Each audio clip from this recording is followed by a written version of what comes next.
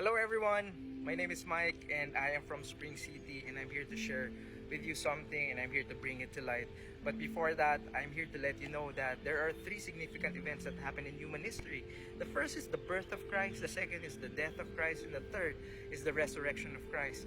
The latter, which is the resurrection of Christ, is the reason why the whole world, especially the Christians, are observing the Holy Week. It is the reason why we celebrate, because we all know that Jesus is alive. Jesus is alive. That's the good news. And in Spring City, we don't call it Easter Sunday, but we call it Resurrection Sunday. Why?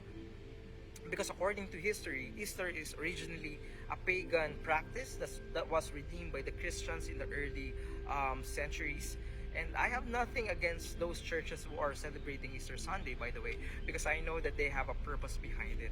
However, according to some experts, the word Easter is derived from the name of Ishtar, who is a Babylonian goddess of fertility. And according to some others, the word Easter came from the name Eostre.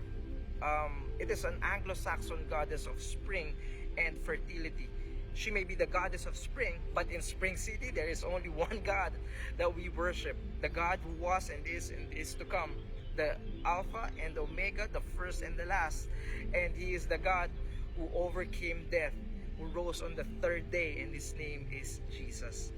There's a verse in Acts chapter 2, verses 22 to 24, where it says, "Listen to these words. This Jesus of Nazareth was a man attested to you by God with miracles, wonders, and signs that God did among you through Him, just as you yourselves know.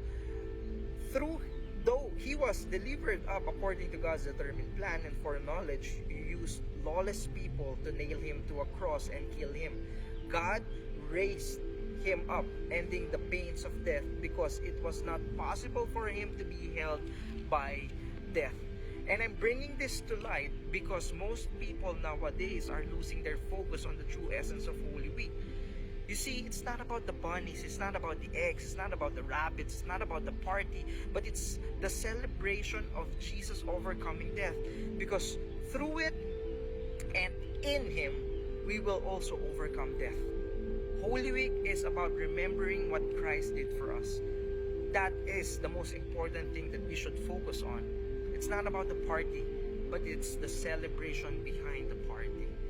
We should stop focusing on the impressive, but place our focus on what is important.